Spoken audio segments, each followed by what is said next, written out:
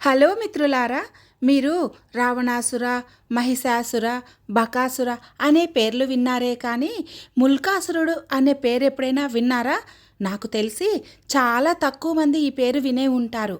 అందుకే ఆలస్యం చేయకుండా ఈరోజు ఈ వీడియోలో ముల్కాసురుడు గురించి తెలుసుకుందాం. హిమాలయ పరిసర ప్రాంతాలలో ఒక రాక్షసుడు రోజు తపస్సు చేస్తూ కనిపించేవాడు. అతడు రోజులు కాదు, కొన్ని సంవత్సరాల తరబడి తపస్సు చేసేవాడు. అతడు శివుడికి పరమ భక్తుడు. ఆ శివుణ్ణి ప్రసన్నం చేసుకోవడానికి రాత్రనగా పగలనగా ఘోర తపస్సు చేసేవాడు. అనది కాలంలోనే ఇతని తపస్సుకు మెచ్చినటువంటి ఆ బోలాశంకరుడు ఇతనికి వరం ఇచ్చేందుకు ప్రసన్నమవుతాడు. రాక్షసులలో శ్రేష్టమైనటువంటి ముల్కాసుర, నీ తపస్సుకు మెచ్చినాను, నీకు ఎలాంటి వరం కావాలో అడుగు అని ఆ పరమశివుడు అతనికి అభయాన్ని ఇస్తాడు. ఆ ముల్కాసురుడు ఆ పరమశివుణ్ణి ఎలాంటి కోరిక కోరుతాడంటే చాలా విచిత్రమైన కోరిక కోరుతాడు. అతడు రాక్షస జాతికి చెందినవాడు కాబట్టి అతనిని ఎవ్వరూ చంపకుండా, చివరకు ఆ మహాదేవుడు కూడా చంపకుండా వరం కావాలని అడుగుతాడు. అప్పుడు ఆ మహాశివుడు అలాగేనని వరాన్ని ఇస్తాడు. అలాగే అతనికి ఒక సూచన కూడా చేస్తాడు. ఏ రోజైతే నీలో అహం పెరిగి నాపై భక్తి శ్రద్ధలు తగ్గుతాయో ఆ రోజు నీ చావు నువ్వే కోరి తెచ్చుకున్నట్టు అని కూడా చెప్తాడు.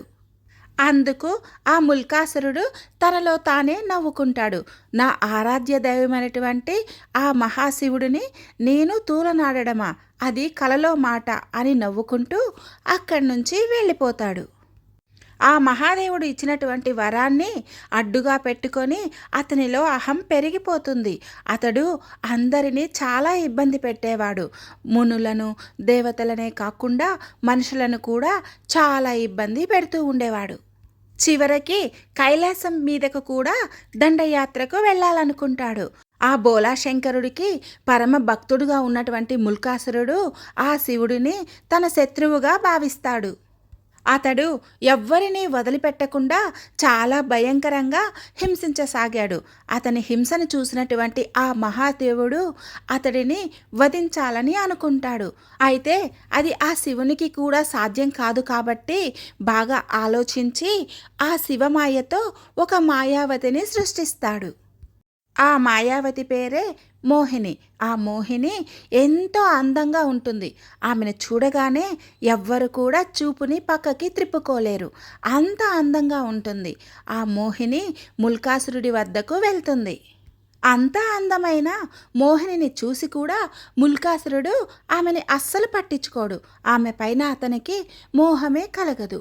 అయినా కూడా ఆ మోహిని వదలక అతనిని తన మాయలో పడేస్తుంది. మోహిని మాయలో ఉన్నటువంటి ముల్కాసురుడు మోహిని చెప్పినట్టుగానే ఆమె మాటలే వింటూ శివుడిని ఎంతో నిందిస్తాడు. ఆయనని చాలా ఘోరంగా అవమానిస్తాడు.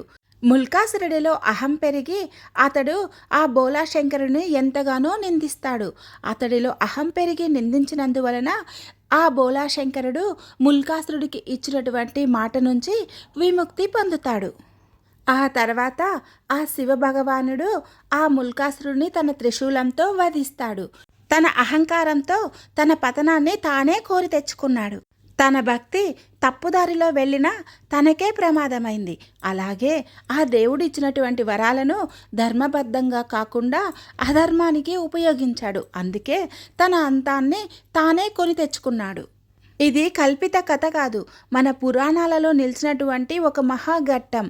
ఎక్కడెక్కడ అధర్మం వస్తుందో అప్పుడు భగవంతుడు తప్పక వచ్చి అందరినీ రక్షిస్తాడని ఇది ఒక అద్భుత ఘట్టంగా చెప్పుకోవచ్చు. నా ఈ వీడియో చూసినందుకు, విన్నందుకు మీకు నా ధన్యవాదాలు. దయచేసి నా ఛానల్ని సబ్స్క్రైబ్ చేసి, లైక్ చేసి, షేర్ చేయండి. ఈసారి మరో వీడియోతో మళ్ళీ మీ ముందుకి వస్తాను.